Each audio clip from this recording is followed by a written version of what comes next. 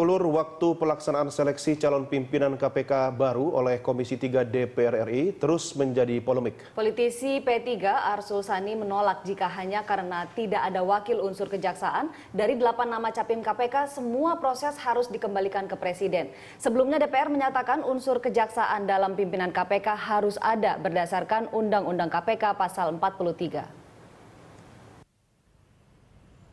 Politisi Partai Persatuan Pembangunan Arsul Sani menolak bila tidak terwakilnya unsur kejaksaan dari 8 nama capim KPK. Semua proses harus dikembalikan kembali ke Presiden.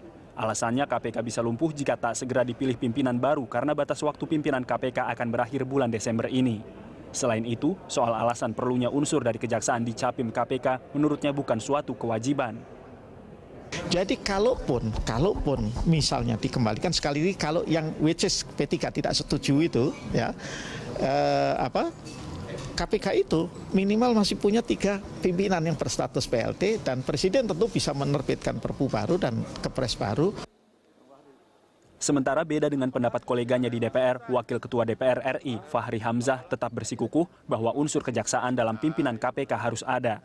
Sebab ini sesuai dengan Undang-Undang KPK pasal 43 yang menyebut pimpinan KPK terdiri dari unsur penyidik dan penuntut. Maka bila tidak ada unsur kejaksaan, DPR berhak menolak dan mengembalikan ke Presiden.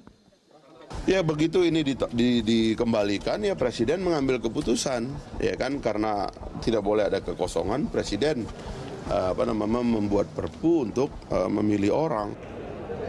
Pada sisi lain, pemerintah meminta seluruh masyarakat bersabar melihat proses yang terjadi di DPR. Selain itu, DPR juga masih memiliki waktu cukup untuk memilih pimpinan lembaga anti rasuah itu.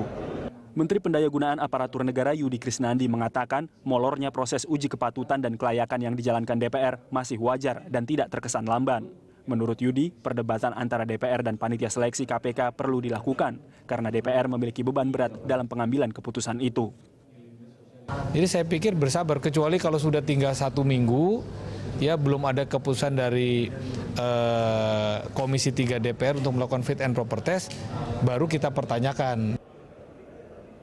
Pemerintah meyakini dinamika politik yang terjadi di lembaga legislatif itu akan menemukan titik temu dalam memilih pimpinan baru KPK. Pemerintah optimistis penetapan 5 pimpinan lembaga anti rasuah akan selesai tepat waktu. Tim Liputan, Berita 1.